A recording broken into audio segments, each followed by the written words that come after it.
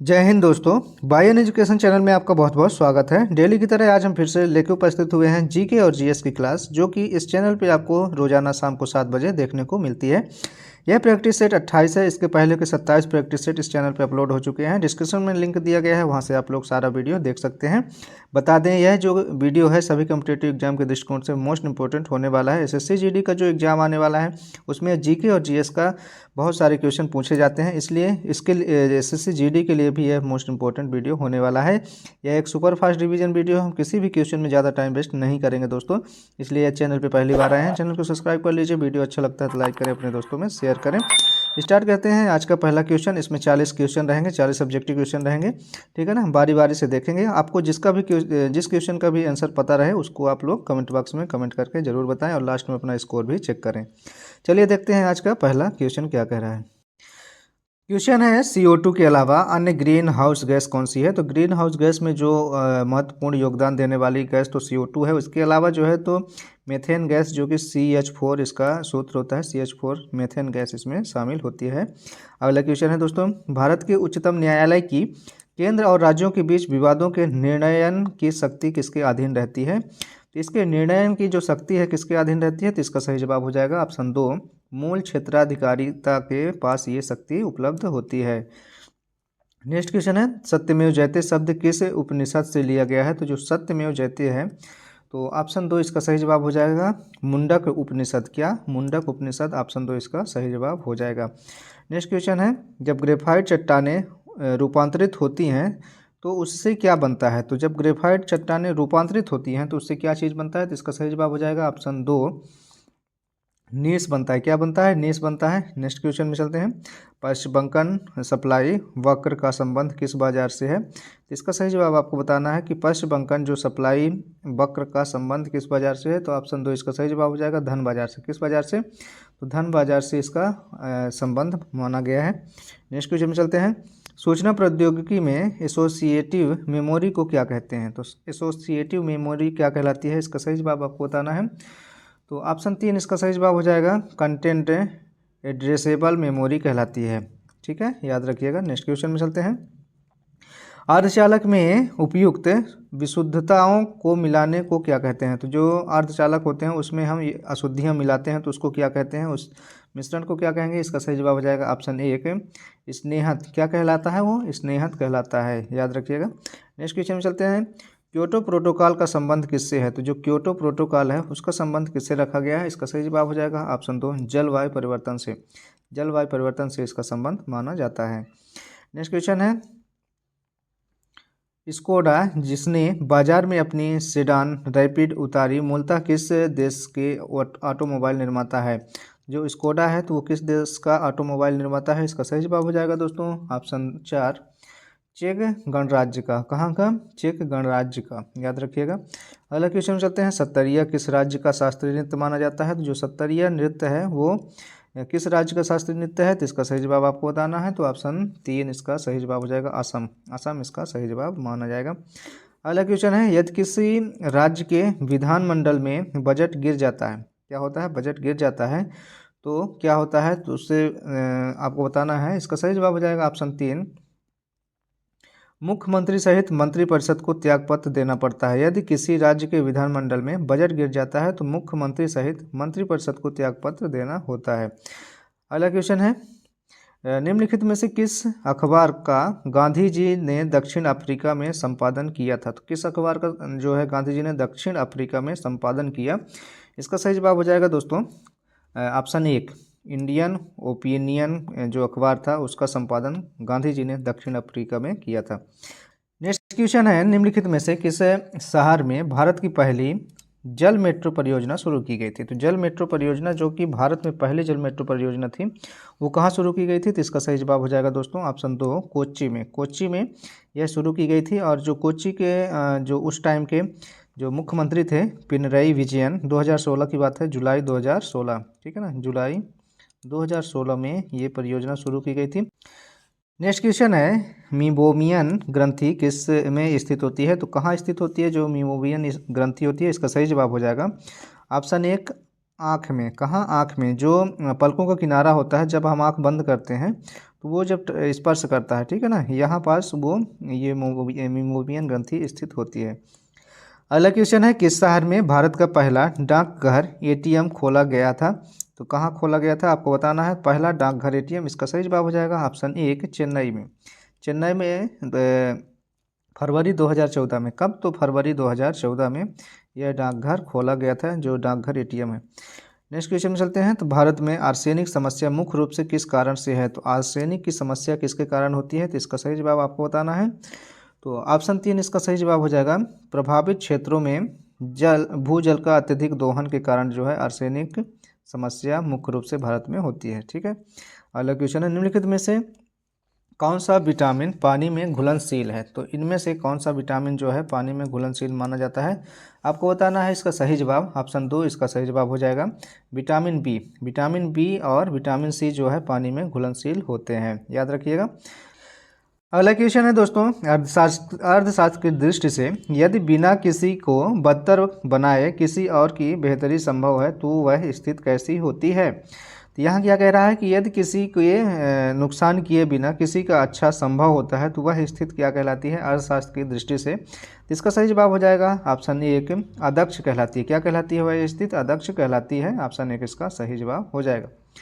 अगला क्वेश्चन है, green house प्रभाव का क्या अभिप्राय होता है? तो जो ग्रीन हाउस प्रभाव है दोस्तों उसका क्या मतलब है यहाँ बताना है आपको। ऑप्शन 3 इसका सही जवाब हो जाएगा, वायुमंडल गैसों के कारण सौर ऊर्जा को रोकना, ठीक है ना। वायुमंडलीय गैसों के कारण सौर ऊर्जा को रोकना क्या कहलाता है? ग्रीन हाउस प्रभाव कहलाता है, ठीक है। अगला क्वेश्चन है, माइकल ओडायर किसके द्वारा मारा गया था? तो किसके द्वारा इनकी हत्या की गई थी? तो इसका सही जवाब हो जाएगा ऑप्शन 3 ऊधम सिंह के द्वारा इनकी हत्या की गई थी। और कब की गई थी? तो 1940 में, ठीक है ना, याद रखिएगा 1940 में। और क्यों किया गया था? ऊधम सिंह जी ने इसकी हत्या क्यों की थी? तो जो जलियांवाला हत्याकांड हुआ था उसका ये समर्थक था, ठीक है ना, उसका समर्थन किया था इसने, इसलिए इसका ऊधम सिंह द्वारा हत्या कर दी गई थी। अगला क्वेश्चन है, निम्न में से कौन सी प्रार्थना समाज की मांग नहीं है? तो निम्न में से कौन सी प्रार्थना समाज की मांग नहीं है, इनमें से बताना है। तो इसका सही जवाब हो जाएगा दोस्तों ऑप्शन 3 लड़के एवं लड़कियों की विवाह आयु में वृद्धि करना। लड़के एवं लड़कियों की विवाह आयु में वृद्धि करना ये जो है प्रार्थना समाज की मांग नहीं है, ठीक है ना। नेक्स्ट क्वेश्चन है, भारत के लिए अमेरिका के कच्चे तेल का पहला नौभरण जिसको हम शिपमेंट बोलते हैं किस बंदरगाह पर पहुंचा था? इसका सही जवाब आपको बताना है। तो ऑप्शन 4 पारादीप बंदरगाह पर यह शिपमेंट हुआ था। और कब हुआ था? तो ये भी याद रखिएगा 2017 में, ठीक है ना, 2017 में ये हुआ था, अक्टूबर 2017 में। अगले क्वेश्चन में चलते हैं, रामनाथ कोविंद भारत के कितने नंबर के राष्ट्रपति थे? तो इसका सही जवाब आपको बताना है। तो ऑप्शन 2 इसका सही जवाब हो जाएगा, 14वें नंबर के राष्ट्रपति थे, ठीक है ना, बने थे, ठीक। नेक्स्ट क्वेश्चन है दोस्तों, भारत के संविधान के उद्देश्य के बारे में निम्नलिखित में से कौन से कथन सही हैं आपको बताना है। तो उद्देश्य स्वयं न्यायालय में प्रवर्तनीय नहीं है।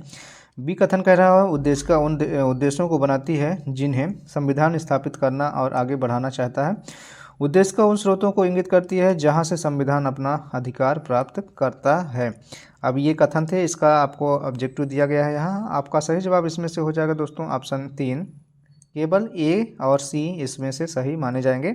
ऑप्शन ए जो दिया गया है और सी ये दोनों सही हैं।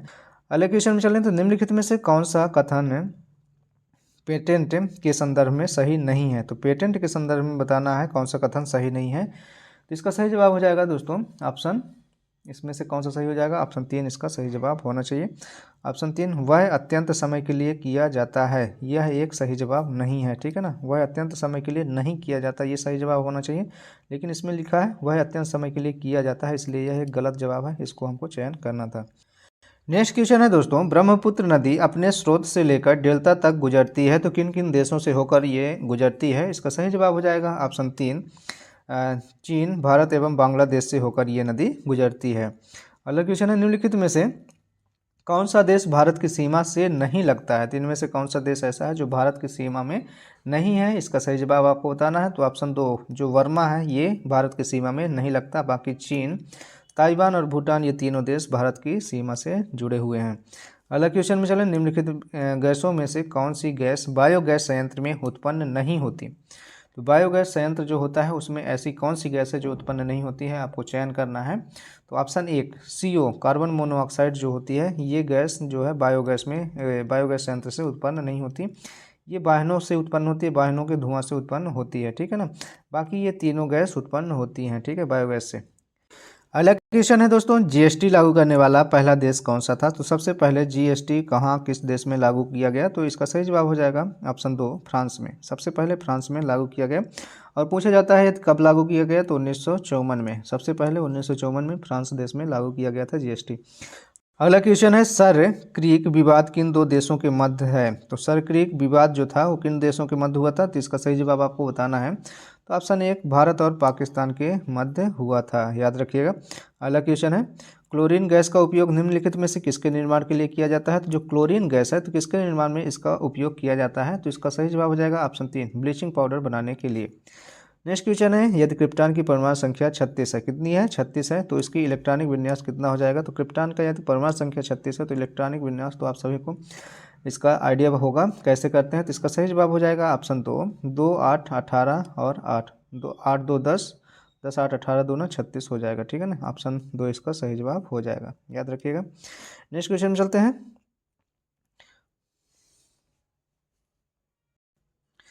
धातुएं अम्लों के साथ अपक्रिया द्वारा उत्पन्न करती हैं। तो क्या उत्पन्न करती हैं, जब धातुओं का अम्लों के साथ जो अपक्रिया होती है उसके बाद क्या उत्पन्न होता है, इसका सही जवाब आपको बताना है। तो ऑप्शन 3 इसका सही जवाब हो जाएगा, लवण और हाइड्रोजन उत्पन्न होता है। ऑप्शन 3 इसका सही जवाब माना जाएगा।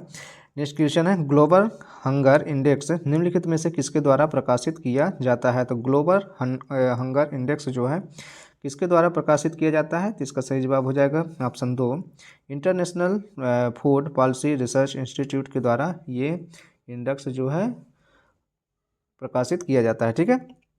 नेक्स्ट क्वेश्चन में चलते हैं, नागल किसके लिए जाना जाता है। तो जो नागल है वो किसके लिए जाना जाता है, तो इसका सही जवाब आपको बताना है। तो ऑप्शन 3 इसका सही जवाब हो जाएगा, उर्वरक के लिए जाना जाता है, ठीक है ना। पंजाब के रूपनगर जिले में स्थित नागल अपने उर्वरक उद्योग के लिए प्रसिद्ध माना जाता है, ठीक है ना। ये कहाँ है, तो ये नागल जो है तो पंजाब में है, ठीक है ना, पंजाब में स्थित है, ठीक, याद रखिएगा। नेक्स्ट क्वेश्चन है दोस्तों, 2011 की जनगणना के अनुसार भारत में निम्नलिखित में से किस राज्य में लिंगानुपात सर्वाधिक रहा। सबसे ज़्यादा लिंगानुपात जो है केरल में रहा, और कितना रहा यदि पूछा जाता है तो 1084 इसका लिंगानुपात था, ठीक है ना, याद रखिएगा। और उसके बाद पांडिचेरी का नंबर आता है 1037, ठीक है, 1037 पांडिचेरी का है। और उसके बाद तमिलनाडु का नंबर आता है तो उसका 996 लिंगानुपात था, ठीक है ना, तमिलनाडु का। तो इस तरह से लिंगानुपात 2011 की जनगणना के अनुसार थे। अब आज के वीडियो का लास्ट क्वेश्चन है, लूसी दुनिया का सबसे बड़ा ज्वालामुखी विस्फोट जो है किस द्वीप में है। जो लूसी है, लूसी दुनिया का सबसे बड़ा ज्वालामुखी विस्फोट है वो किस देश में है, तो इसका सही जवाब हो जाएगा ऑप्शन 4 इंडोनेशिया में। कहाँ, इंडोनेशिया में है, ठीक है ना। और ये इस ज्वालामुखी का उद्गम कब हुआ था, तो इसका 29 मई 2006 में इसका उद्गम माना जाता है, याद रखिएगा। तो दोस्तों ये थे आज के 40 जीके और जीएस के क्वेश्चन जो कि मोस्ट इम्पोर्टेंट थे। सभी एग्जाम में ये सभी क्वेश्चन पूछे गए हैं और मोस्ट रिपीटेड क्वेश्चन हैं, ठीक है ना। तो ये चैनल पे पहली बार आए हैं, चैनल को सब्सक्राइब कर लीजिए। डेली यहाँ जीके और जीएस की क्लास रोजाना शाम को 7 बजे देखने को मिलती है। और यदि वीडियो अच्छा लगता है तो लाइक ज़रूर करिएगा, अपने दोस्तों में शेयर भी करिएगा। मिलते हैं नेक्स्ट पार्ट को लेकर कल शाम को 7 बजे, तब तक के लिए आज्ञा दीजिए। जय हिंद, जय भारत, अपना ख्याल रखिएगा।